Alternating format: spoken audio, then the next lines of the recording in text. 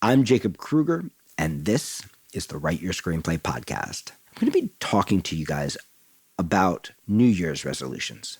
Why New Year's resolutions don't work, not only for writers, but for pretty much everybody. If you're honest and you think about your New Year's resolution last year, you're probably realizing that you have a lot of the same goals this year and that somehow you didn't do them.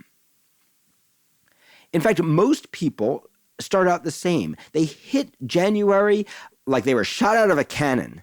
They are full of energy, they are pumped up, they are ready to go and achieve their New Year's resolutions. And somehow by February, we're doing the same thing we've always done.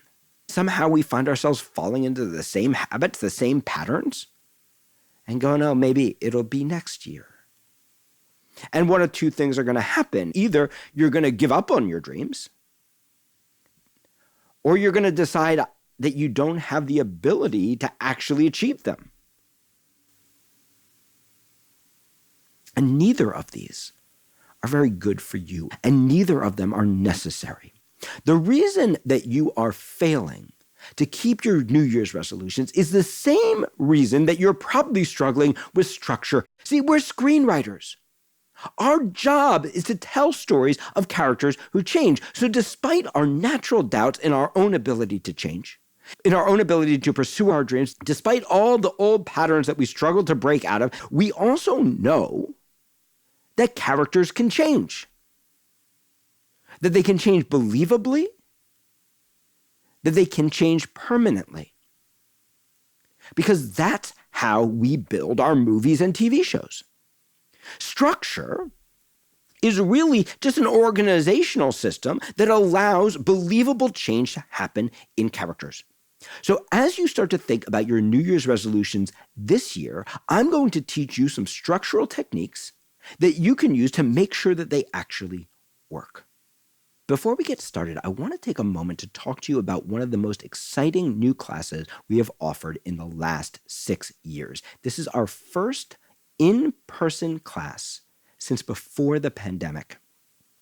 On January 10th and 11th, 2026, Jacob Kruger Studio students, podcast listeners, we're all going to be descending on Hollywood, California. Stephen Bagatorian and I are going to be teaching together. And you're going to leave with a tool set that you can actually apply right now, from dialogue to action, to images, to the way you introduce characters, to the way you approach a rewrite, to the way you explode cliches in your writing, to the way you feed the genre monster. But rather than looking at them in terms of structure like we've looked at them in other classes, we're going to be looking at each concept from two different perspectives, from the craft perspective of the techniques that you use, but also from the voice perspective, the subconscious work that it takes to process those craft ideas through your own filter as an artist. If you don't know Stephen Bagatorian, look him up. Not only is he an Indie Spirit award-winning screenwriter who has worked at both the indie level and also for some of the biggest studios, his students over the last couple of years have had some of the biggest sales in Hollywood in one of the most challenging markets ever. You're also going to make some incredible friends, and you're going to power yourself into a new year with an intensive that feeds your writing. So come check it out. It is going to be an extraordinary experience. So why are New Year's resolutions so darn hard to keep? Well, for one thing, we tend to set resolutions for the person that we want to be in the future, rather than for the person we are today. We all have this idealized vision of ourselves. When we have a practice where we wake up every morning and the first few hours of our day go to what actually matters most. We have a vision of ourselves as a person who has flow, who has skill, who's in touch with their instrument, who's confident. We also probably have a vision of ourselves at a time when there are no obstacles, where we don't have to serve our day job, when all we can do is right. And while it is my job to help you get to that place, if you set resolutions for that version of yourself, you don't get to be that person by building resolutions for them. You get to be that person by looking honestly at where are you today? And asking yourself, what are the small things that I could do that would most move the needle forward? See, that future you, they don't need freaking resolutions. They're doing great. It can be very inspiring to look at that idealized version of yourself. In fact, some of you who have taken my masterclass have done a technique called the future rehearsal with me, right? Where we actually use hypnotic techniques to lock in the belief in that version of yourself. It's kind of like having an end to navigate towards as a screenwriter. Sometimes the screenwriting gods are kind and they give you that ending, and that can feel like a gift. But other times, you get that beautiful, perfect ending, and it feels like an albatross around your neck. It feels like a constant reminder that you're not where you should be, that you're not good enough yet. It sends all those negative messages when you keep on going like, that's who I'm supposed to be. Why am I doing this? Why am I here? Well, you're here because you're at the beginning of your journey or you're at the middle of your journey. You're not there yet. And there's a path we need to take to get there. The same thing is true with what happens in our screenwriting. We start with this amazing idea. And for a moment, we're charged up by the vision of what it can be. And that charge sends us shooting out of the cannon. We're so excited to go do it. We know we can. But then what happens? We bounce up against the external obstacles, the demands of our job, of our families, of our friends. We're going to bounce up against the practical obstacles, the things that we haven't learned yet, the things that nobody ever taught us, the things that we didn't even know that we needed to discover yet because we haven't gone on the darn journey yet. And we're going to bounce up against our internal obstacles, our lack of confidence, our fears, our doubts, our resistances. There's an interesting thing that happens in our Western culture is that we're taught that these obstacles are bad. If you heard me talk about Ganesha, Ganesha is the Hindu god of obstacles. And what's brilliant about the conception of Ganesha, Ganesha is the elephant-headed god for those of you who are familiar. Ganesha is not just the remover of obstacles. He's also the placer of obstacles. The Hindu culture is aware that maybe it's actually the obstacles that allow us to become the version of ourselves that we are meant to evolve into. But that means that when we are planning our resolutions, we can't plan for the obstacle-less version of ourselves. We have to plan for the real obstacles that we are going to face. Otherwise, what happens is we shoot out of the rocket like, yes, we're going to do it now. And then we bounce up against, I don't feel good. My instrument is rusty and I have all these external obstacles that I have to navigate. And pretty soon what happens is we just drift back into the same pattern.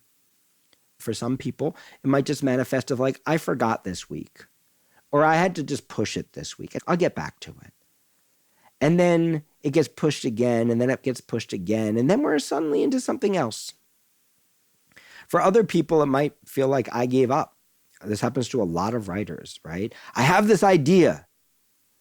I'm going to lock myself in the room and I'm going to write all weekend. And then you show up for your first day. It's like you haven't been to the gym for a year and you think you're going to work out for 10 hours. And you write for half an hour and it's hard. And you start to go, well, maybe it's not going to work. Maybe I'm never going to reach that. How do you even get to that anyway? From where I actually am. Maybe it's actually not a good idea. Maybe it's not even possible, or maybe it's too late. That I'm never going to get to where I should be because I got all these problems. Internal, external, and practical. So the character, if we think of you as a character, and your job as the writer of your destiny, You can't control everything, but you are the spirit, the voice of your future destiny. You are the want that is going to propel that character of you through whatever journey you take over this next year. You are that driving force. You need to build that driving force for the person you are today.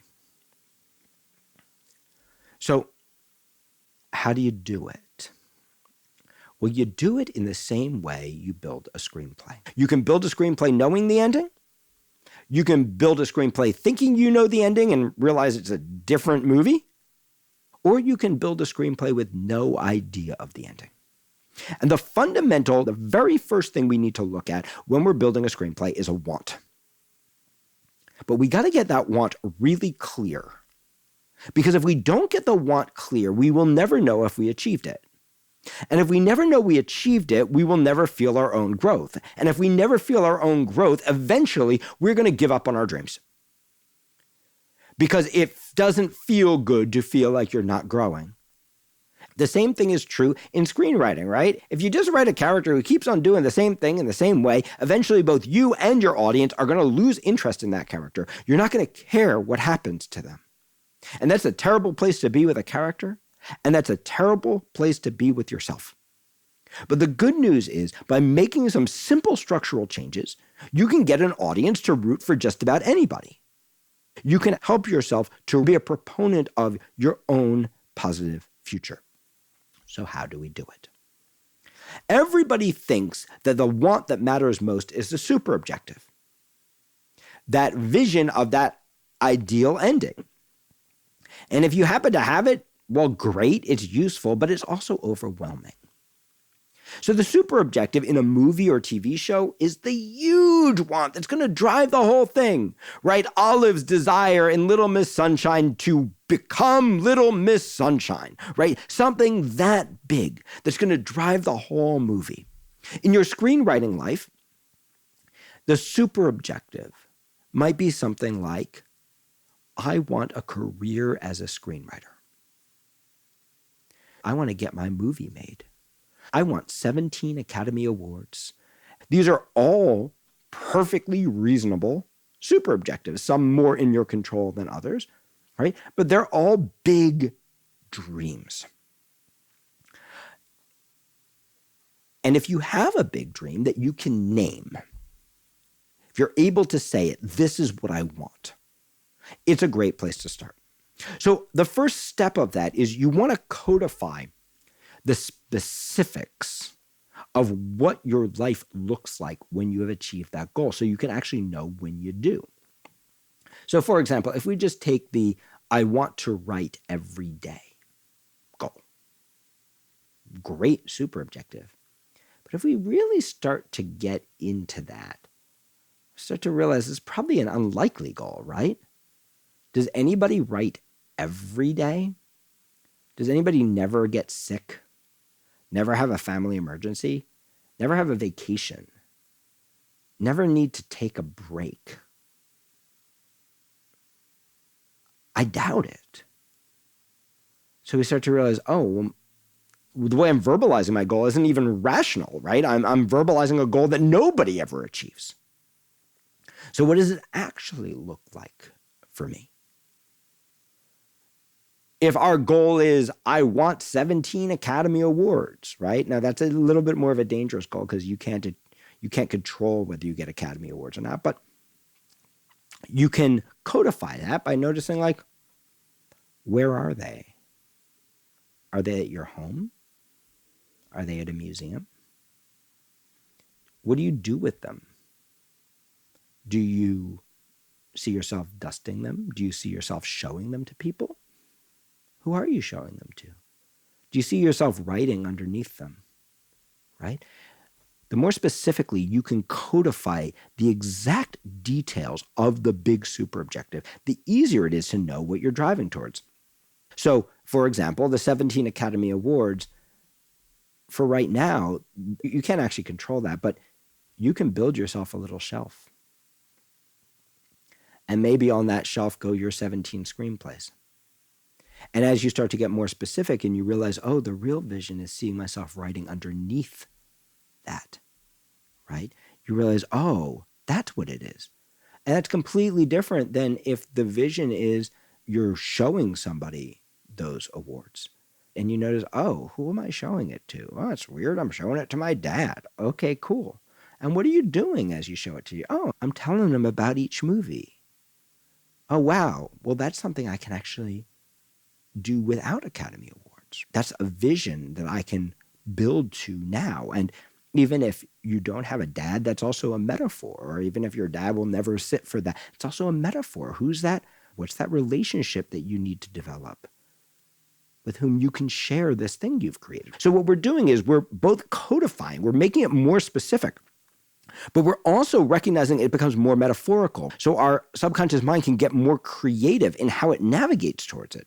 We're looking for the elements within the dream that we can control, as opposed to the elements that we can't. So we want to codify a vision. The way that you can do that, you want to use the different modalities through which we learn and understand the world. So the first thing, notice what you see. Notice what you feel physically. What's the temperature in the room where you keep those Academy Awards? What does the floor feel like under your feet? Are you in shoes? Are you barefoot? What are the exact words you hear coming out of your mouth, coming out of somebody else's mouth? What are the sounds in the room, right? You want to codify this image as if it were real, right? This is a North Star you are navigating towards. Now, what's really cool is that nobody ever needs to actually reach the North Star. The North Star's job is to guide your journey when you are lost. And similarly, your job is not to spend your life looking up in the air at the North Star. Your job is to be looking at the journey you are in right now. You want to look at the North Star when you're lost. So if you have a sense of a super objective,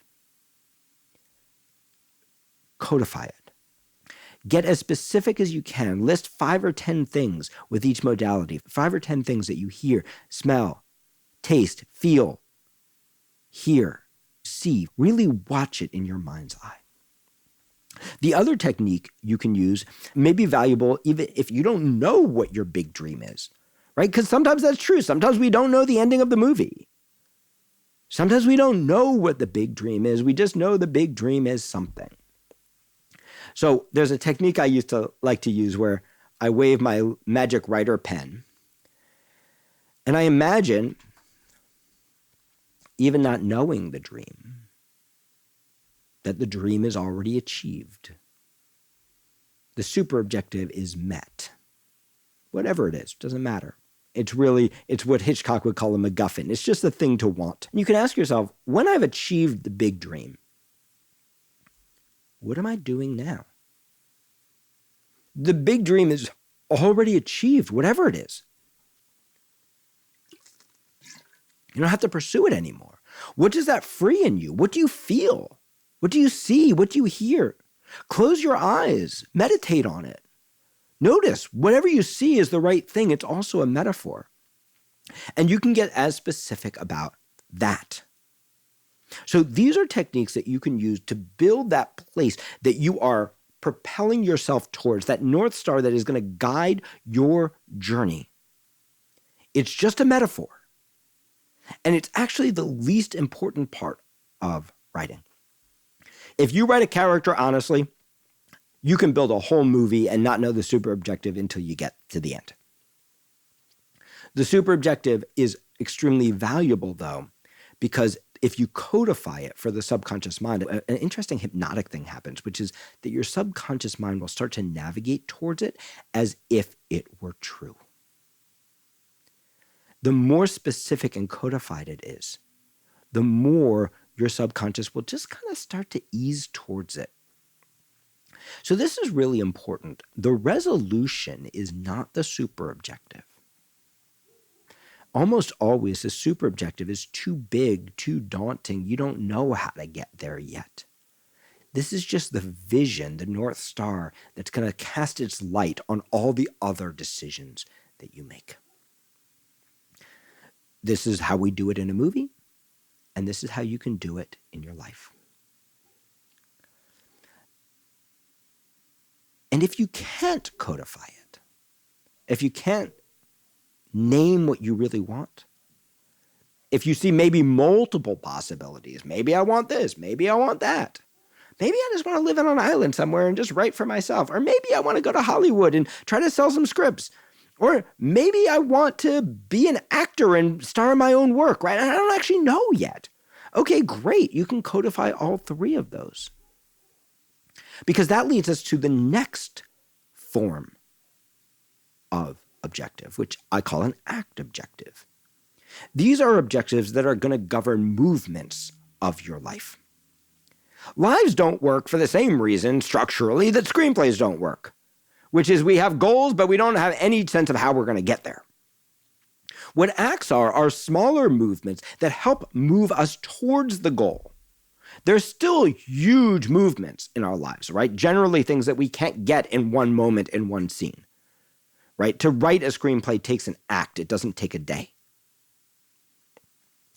In fact, to write a screenplay might take multiple acts, right? You've got to write your first pages, right? In fact, to write a screenplay might take multiple acts, right? It might start by taking a class. It might then grow into writing your very first pages. It might then move into completing your first act. It might then move into revising your first act. It might then move into building the rest of your structure. It might then move into revising all of that and revising it again. It might then move into getting some mentorship, right? There might be even multiple movements just to finish that one goal. But when you have multiple, maybe it's this, maybe it's that, these are potentially acts.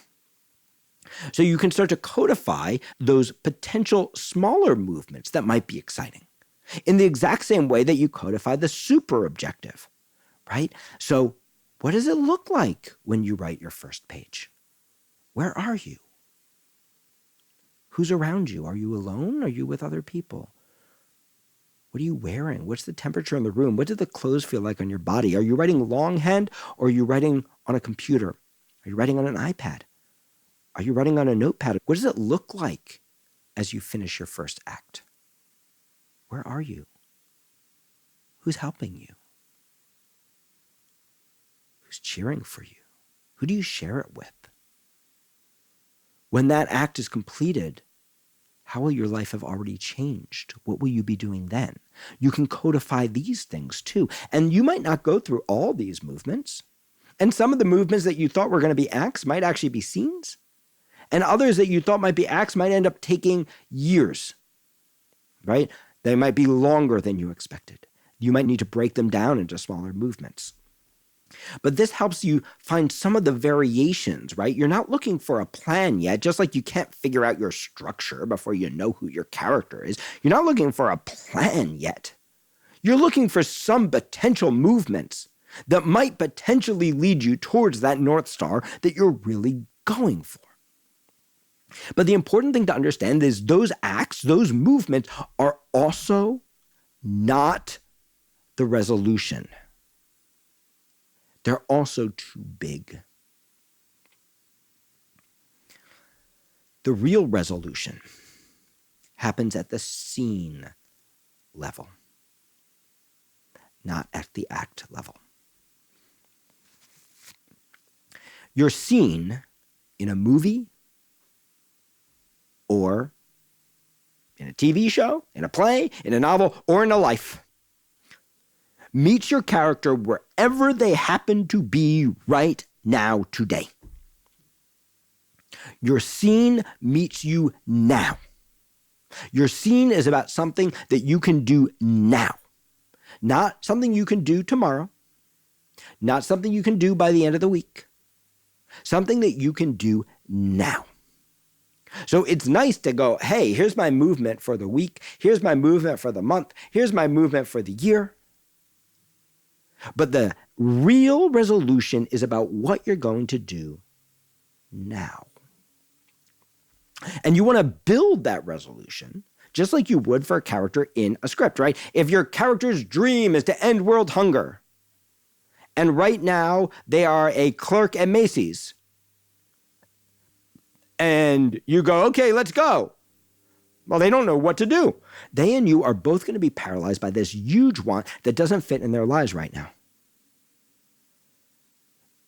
Maybe they get super excited, but they're soon going to learn that ending world hunger feels a little too hard. So even if they try, they're probably going to end up giving up. But rather, we can go, okay, the super objective is end world hunger. The act objective is to make a difference in my local community. And my scene objective is I'm going to make some phone calls and start to figure out where the biggest need is. Or I'm going to contact a restaurant and find out what they do with the food they throw away, right? So we're starting something small, something doable, and something that fits your current life. So I might go, oh, well, today, this is a trick. I love to use the 7-minute trick. Today, I'm going to write for 7 minutes, nonstop. Or I'm going to write 1 page. Today, I'm going to write 1 line. Ask yourself, what would happen if I just made sure I achieved some goal in relation to my writing every day? Some manageable goal, right? What if instead of your resolution being the end of an act that you don't even know how to navigate towards, or the end of a movie you don't even know how to get to? What if your resolution was to choose every day to wake up and say, how am I going to move my writing forward today? What this will do is it will make sure that every day you are actually taking a step. And that every day you are taking the step that is appropriate, not for the you in the future and not for the you yesterday, but for the you that just woke up, that's fighting a cold, that's feeling energized, that's feeling scared, that has competing agendas, that only wants to do one thing. How do you take 1 step each day? Do that for a month. And now you're really going to know where you are as a writer. Now you can start to look back. You're going to be shocked by the progress you've made, and you're going to feel really amazing. Having literally taken a step every day, you're going to be shocked a month from now at where you are compared to where you started. If it becomes too much to take a step every day, that's fine. Choose the days you're going to take a step. I'm going to take a step every Monday, Wednesday, and Friday. I'm going to take a step every Monday. I'm going to take a step every Saturday. What matters is that you are taking small steps as frequently as you can. Because what those small steps do is they start to get you moving, not in an overwhelming way, but in a way that you can sustain. They start to get you moving in a way that starts to build a rhythm. Once your engine is humming, once your body is warmed up, once this is a part of your life that is daily, that is consistent, that is habitual, that starts to feel weird if you didn't do it. Now you start to know where your real goals are. What are those bigger steps that you're now ready to take? You can start to go, oh, man, if this is where I am, this is where I want to be in 2 months. And then you can start to work backwards to go, okay, what are the smaller steps? Okay, now I have to take a step towards those steps each day. And what you're going to notice is that at first you feel like you have no time. Oh my God, I had 7 minutes. But then once you start to realize how much you can do in 7 minutes, you start to realize I have lots of 7-minute chunks. And those 7-minute chunks start to naturally expand to 15-minute chunks or 20-minute chunks. If every day you just start with one little resolution right now that the you today can handle, that shines with the light of that North Star, you'll be shocked and amazed at the changes that you make. And that those changes start to build on each other and start to grow faster and stronger, just like the structure of a screenplay. That once you actually get that character changing, the growth becomes inevitable. And sometimes you will end up at the North Star you were navigating towards, and sometimes you will end up at a North Star that you didn't even have the ability to imagine yet. To give you a final metaphor as we end, everybody thinks that the answer is a flash flood of creativity where suddenly we are in a deluge of rain, where suddenly the words, the writing is just falling down on us and we're drenched by it and it's everywhere. But the truth is, flash floods, they don't build rivers. They build floods. And then suddenly the next day there's a lot of destruction and the rain is gone. But you start a drop going. And pretty soon that drop has made a tiny little rivulet. The more consistent it is, the more clear the path of that little rivulet will become. Pretty soon you got a creek, and pretty soon you got a river. Right? That eventually, and pretty soon that river will reach the ocean, right? That if we just start this gentle drip in ourselves, rather than trying to jump to the end place, if we can actually just build the little step after little step after little step for the us that we are today, well, that's the resolution that really matters. I hope that you enjoyed this podcast and it's helping your writing. If you would like to study with me, come check out the LA Weekend or any of our other incredible programs. And if you have not yet, please review us and follow us on whatever your favorite platform is. Let me know how it's going. Comment on this podcast. Let me know what's the little goal you're setting today. How has this helped you? How has this changed your life? How is it not? What are you struggling with? I'd love to know how this has affected your goal setting for this new year.